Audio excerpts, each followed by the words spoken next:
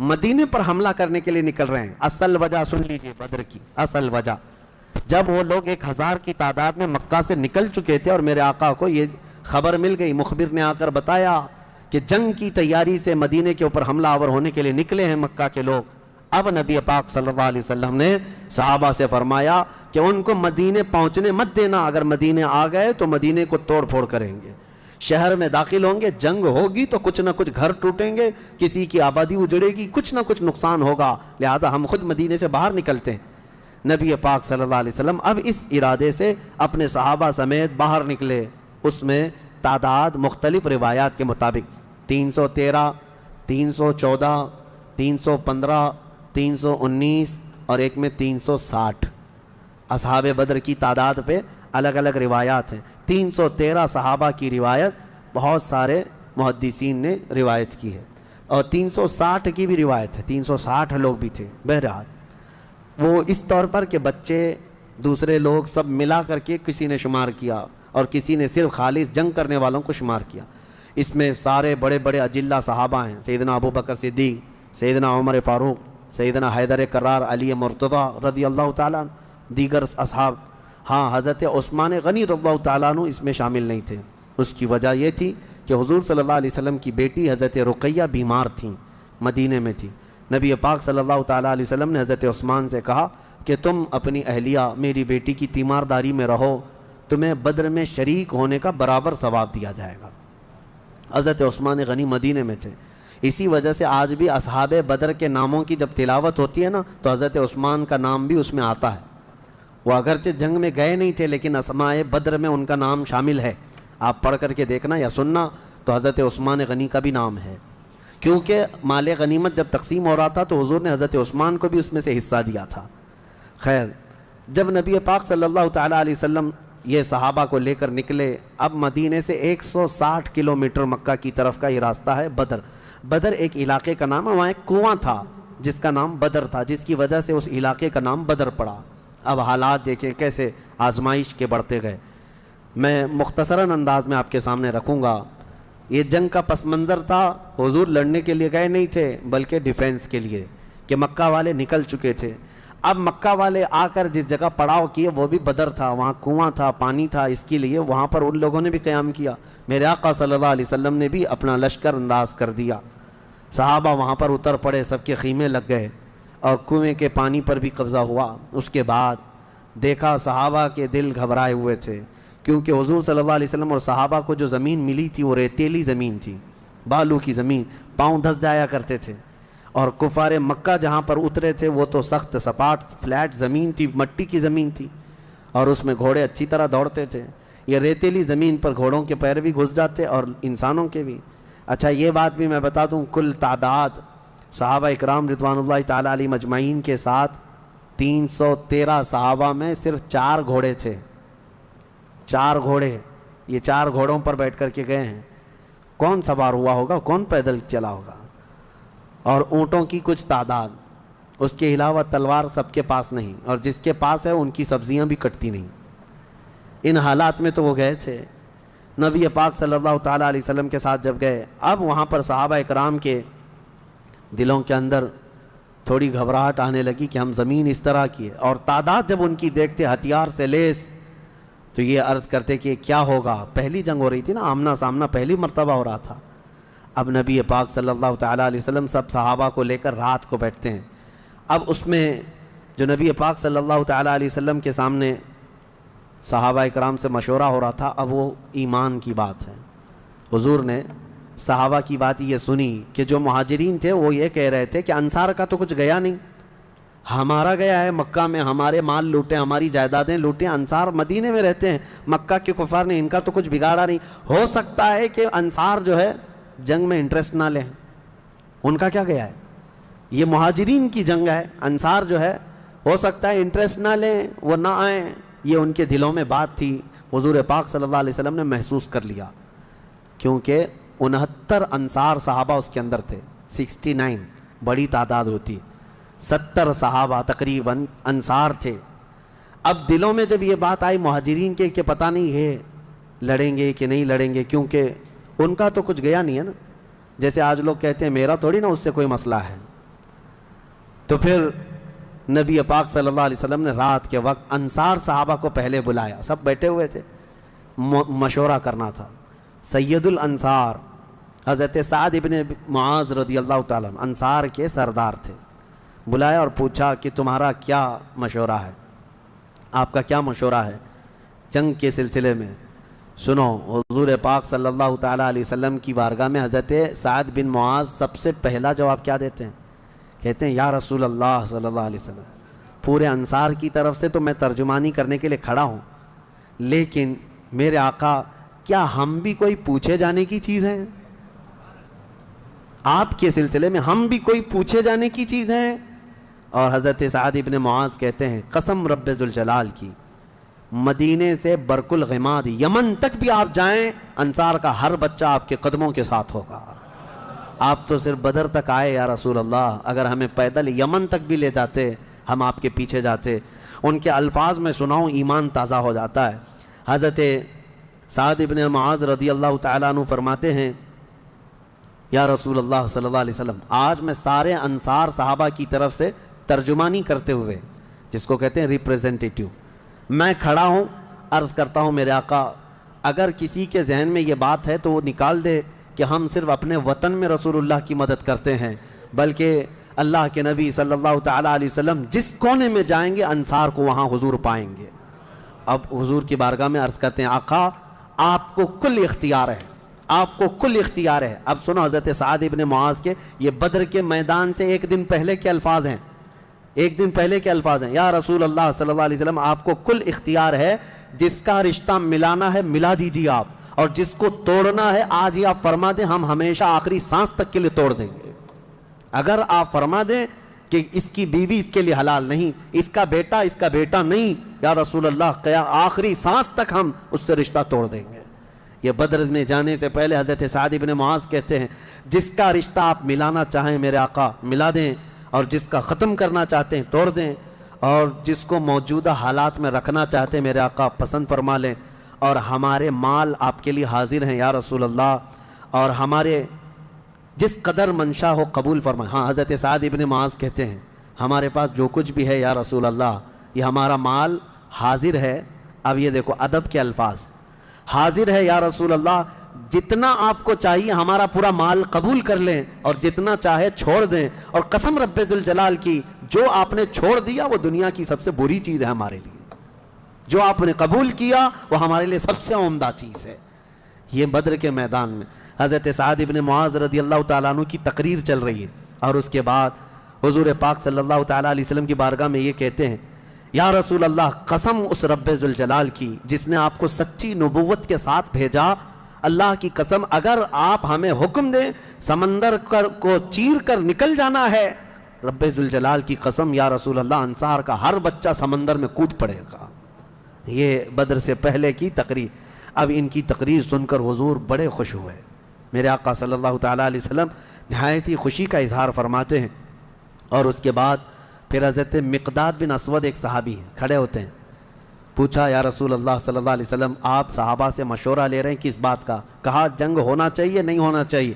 حضرت مقداد بن اسود کہتے ہیں یا رسول اللہ ہم بنی اسرائیل نہیں ہیں جنہوں نے موسیٰ علیہ السلام سے کہا تھا اے موسیٰ آپ اور آپ کا خدا جائیے قوم جبارین سے لڑیے، ہم یہاں بیٹھ کے دیکھیں گے۔ نہیں یا رسول اللہ ہم امت محمدیہ ہیں، جہاں میرے آقا کا پسینہ گرے گا ہم سب کا خون کا قطرہ وہاں گرے گا، جب تک ہمارے جسم میں آخری قطرہ بھی خون کا باقی ہے ہم میں سے کوئی پلٹنے کا تصور بھی نہیں کرتا۔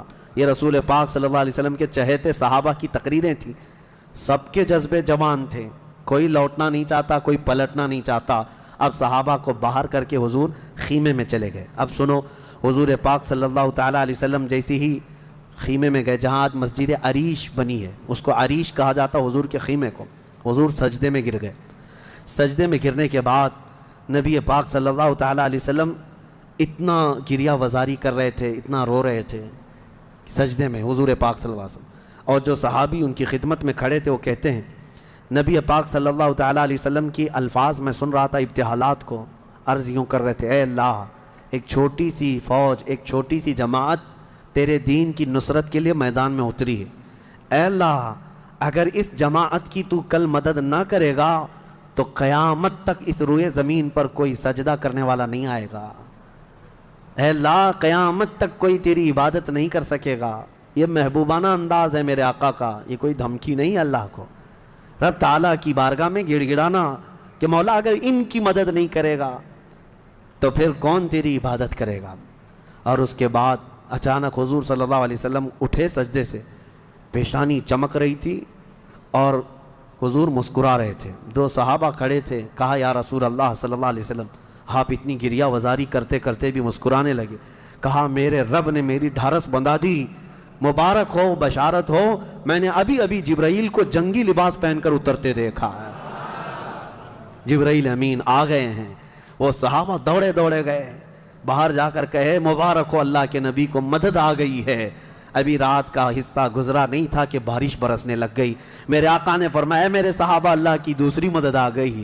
صحابہ نے پوچھا یہ کیسے؟ کہا جاؤ میدان میں دیکھو، ریت کی زمین پر بارش ہوئی تھی تو ریت پوری جمع ہو گئی، مضبوط ہو گئی، اور کافروں کی زمین پر بارش برسی تو کیچڑ ہو گیا، ان کے پیر پھسلنے لگ گئے، ان کے گھوڑے بدکنے لگ گئے، اور صحابہ کے پیر ریت میں بالکل مضبوط جم کر رہ گئے۔ حضور نے فرمایا بارش بھی اللہ نے تمہاری مدد کے لیے نازل فرمائے۔ صبح اٹھتے ہیں، صبح ہوتی، حضور اکرم نہیں رات کے وقت ہی، ابھی رات کا وقت ہے، صحابہ کے دل کی تسلی کے لیے میرے آقا اپنے ہاتھ میں ایک چھڑی لے کر جاتے ہیں میدان میں، صحابہ پیچھے پیچھے ہیں، لکیر کھینچا، حضور نے فرمایا کل یہاں ابو جہل گر کے مرے گا۔ دوسری لکیر کھینچا اور کہا یہاں عتبہ مرے گا۔ تیسری لکیر کھینچ کر کہا یہاں شیبہ مرے گا۔ یہ بڑے بڑے پہلوانوں کے نام حضور گنا رہے تھے۔ صحابہ دل ہی دل میں خوش ہو رہے تھے، ان کا یقین کامل اتنا تھا نبی نے جو فرما دیا وہ ہو کر رہے گا۔ رات کے وقت ہی صحابہ کو یہ معلوم تھا ان کفار کے کتنے وکٹ گرنے والے ہیں، کتنے پہلوان زمین بوس ہونے والے ہیں، کتنے موت کی گھاٹ پہنچنے والے ہیں۔ صحابہ کو یہ معلوم ہو گیا تھا اور دل چوڑے تھے، سینے کشادہ تھے۔ صبح ہوتی ہے، نبی پاک صلی اللہ تعالیٰ علیہ وسلم ابھی اپنے خیمے میں تھے، عریش میں، میدان بدر کے خیمے میں تھے۔ ایک صحابی دوڑتے ہوئے آتے ہیں، آ کر کے بارگاہ مصطفیٰ میں عرض کرتے ہیں یا رسول اللہ صلی اللہ علیہ وسلم ہماری تعداد بڑھ گئی، ہماری تعداد بڑھ گئی۔ حضور پاک صلی اللہ علیہ وسلم سے وہ کہہ رہے ہیں پہلے کافروں کی تعداد اتنی زیادہ تھی، 1000 کی تعداد، صحابہ دیکھتے گھبرا جاتے، اور اس پر وہ کمینے کیا کر رہے تھے؟ رات بھر ناچ رہے تھے، گانے گا رہے تھے، کباب بھون رہے تھے، اور نعرے لگا رہے تھے جیت ہماری، جیت ہماری، جیت ہماری، جیت ہماری۔ ان کے الفاظ تھے، اشعار گنگنا رہے تھے، اور رات بھر کھانا پینا، رقص سرور، ڈھول باجے سب چلتا رہا، اور ادھر صحابہ عبادت میں مصروف ہیں، اللہ کی بارگاہ میں گڑ گڑا رہے ہیں۔ اور صبح جب ہوئی تو ایک صحابی دوڑتے ہوئے آئے، کہا میرے آقا ہماری تعداد بڑھ گئی ہے، 313 نکلے تھے لیکن میدان میں اب بہت زیادہ ہو گئے ہیں ہم لوگ۔ حضور پاک صلی اللہ علیہ وسلم نے فرمایا میرے چہیتے جاؤ، وہ ہماری تعداد نہیں، اللہ کے ملائکہ آ چکے، اللہ کے فرشتے آ چکے تمہارے اس فوج کے اندر۔ صحابہ کہتے ہیں جب میدان میں ہم اترے، اب یہ 17 رمضان المبارک جمعہ کا دن تھا، یوم البدر، یوم الفرقان جس کو کہتے ہیں۔ میرے عزیزو، اسلام کی عظیم تاریخ پنہاں ہے، اس میں عظیم تاریخ پنہاں ہے۔ نبی پاک صلی اللہ تعالیٰ علیہ وسلم کی طرف سے میدان بدر میں سب سے پہلے اترنے والے کون لوگ تھے؟ سب سے پہلے نبی پاک صلی اللہ تعالیٰ علیہ وسلم کی طرف سے حضرت امیر حمزہ رضی اللہ تعالیٰ، دوسرے حضرت ابو عبیدہ بن جراح، تیسرے حیدر کرار شیر خدا علی مرتضی رضی اللہ تعالیٰ عنہ۔ یہ تینوں حضرات اترے، اور ان کے مقابل میں جو کفار آئے تھے وہ اپنے اپنے وقت کے بڑے بڑے پہلوان تھے، بڑے بڑے پہلوانوں کو انہوں نے اتارا تھا میدان بدر میں۔ اور جب مقابلہ ہوا تو سب سے پہلا وار حضرت امیر حمزہ کا سامنے والے پر پڑا، وہ گاجر کی طرح کٹ کر گر گیا ایک ہی وار میں۔ حضرت ابو عبیدہ بن جراح زخمی ہوئے، سامنے والے سے تھوڑے زخمی ہوئے، پھر حضرت حمزہ نے وہ بھی محاذ سنبھالا اور ان کے مقابل کو بھی مار کر گرایا۔ ادھر حضرت علی کرم اللہ وجہہ الکریم کی عمر کم تھی، اس وقت ان کی عمر زیادہ نہیں تھی، 22 سال کی عمر یا 25 سال کے اس وقت کی عمر تھی حضرت علی کرم اللہ وجہہ الکریم کی۔ اس وقت حضرت علی جب آئے بالکل جوانی، یعنی 20-22 سال کی عمر، مولا علی کرم اللہ وجہہ الکریم نے اس سے جب مقابلہ کیا تو ذوالفقار حیدری نے ایسا ضرب لگایا کہ اس کی لوہے کی ٹوپی کاٹتے ہوئے 2 ٹکڑے ہو گئے۔ پہلی مرتبہ بدر کے میدان میں آواز آئی تھی سارے صحابہ کی اللہ اکبر، یہ نعرہ تکبیر تھا جو سب سے پہلے بلند ہوا۔ فرماتے ہیں اس آواز کی ہیبت ایسی تھی کہ کفار کے خیمے ہل گئے اور ان کی صفوں میں ہلچل مچ گئی، دہشت طاری ہو گئی۔ صحابہ کے اسی نعرے کو دیکھ کر علامہ اقبال نے شعر کہا تھا، یہ نکلے تھے مڑی ہوئی تلواریں لے کر، کٹی ہوئی اور زنگ آلود تلواریں لے کر جن سے سبزی نہیں کٹتی تھی، لیکن جب نعرہ لگائے تھے اللہ کی مدد ایسی آئی تھی کہ یہ سب زمین بوس ہو گئے دشمن۔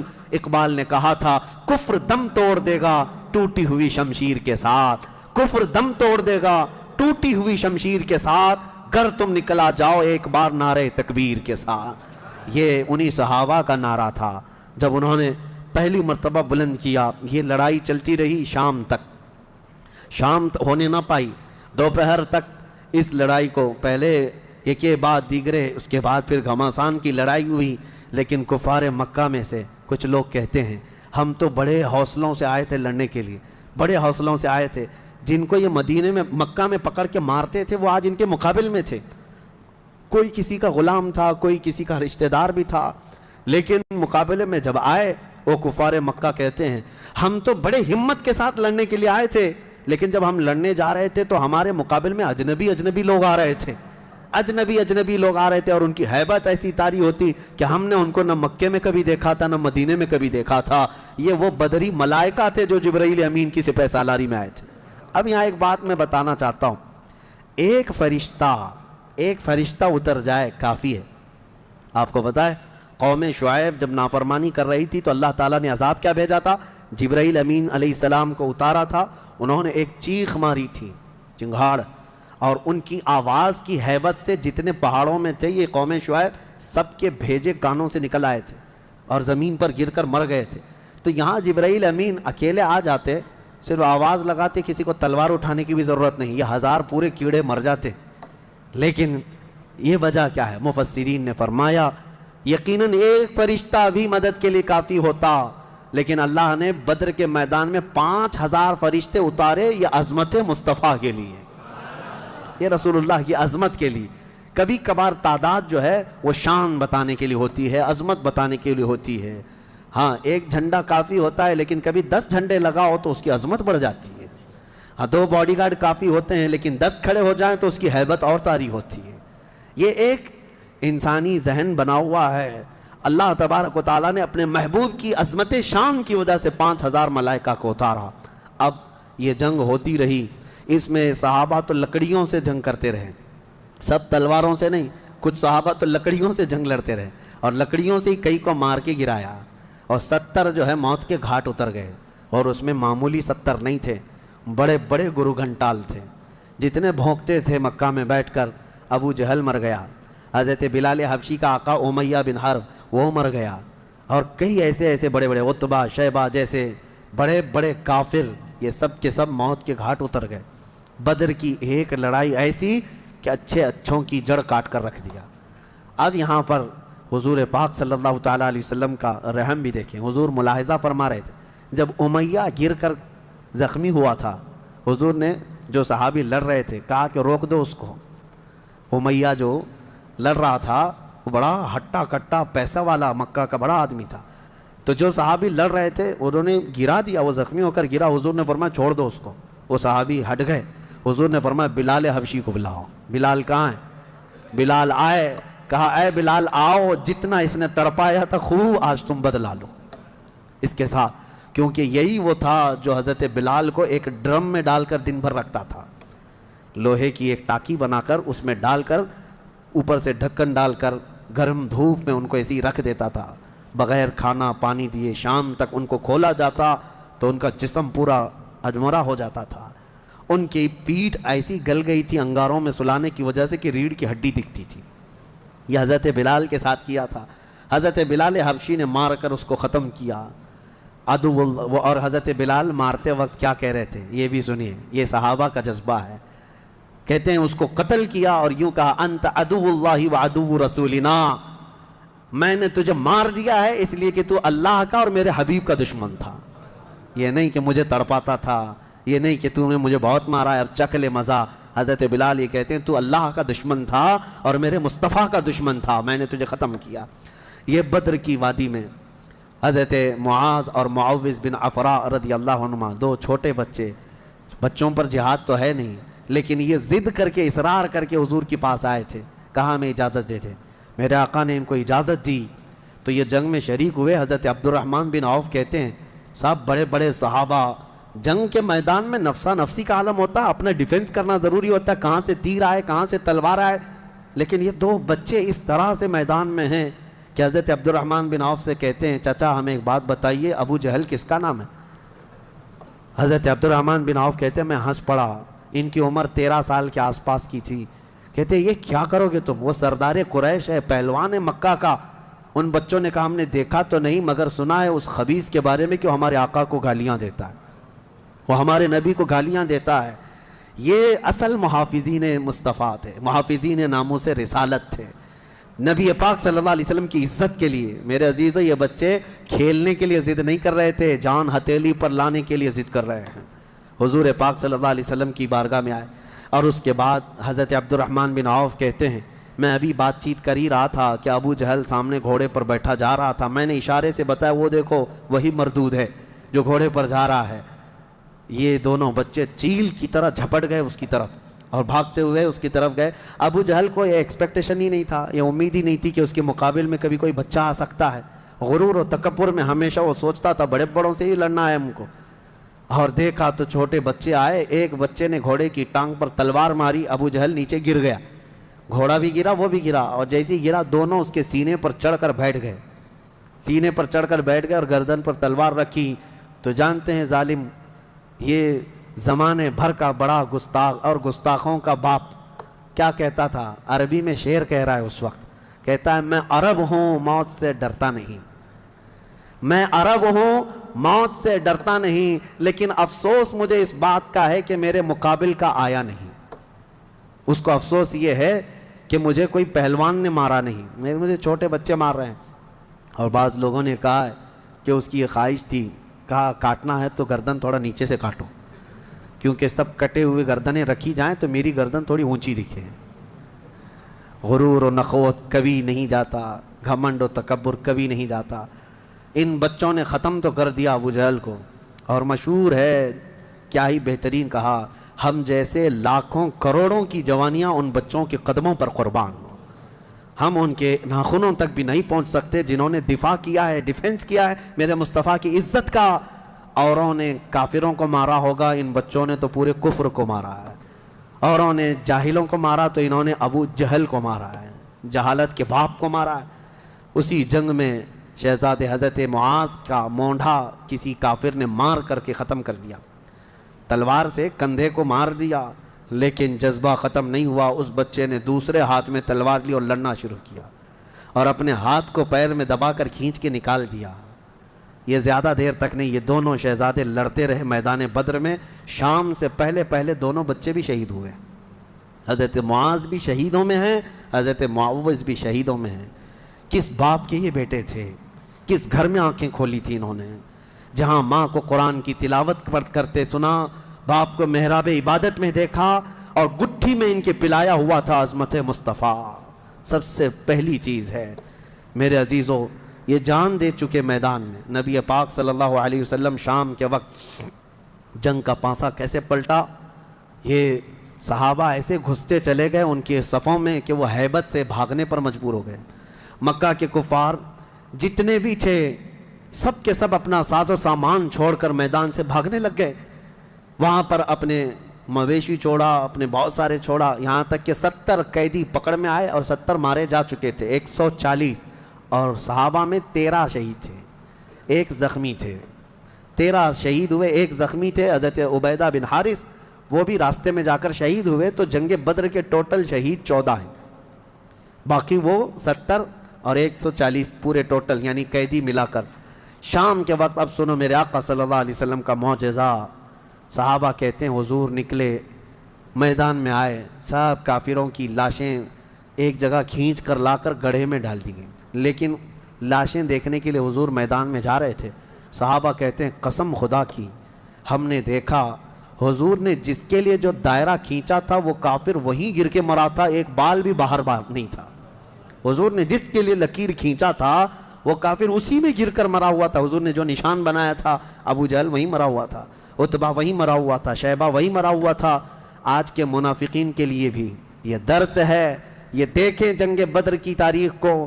نبی پاک صلی اللہ علیہ وسلم ایک دن پہلے یہ بتا رہے ہیں کہ کون کہاں مرے گا, اور یہ ابھی تک اس بحث میں ہے کہ پیٹھ پیچھے کا علم نہیں, دیوار پیچھے کا علم نہیں.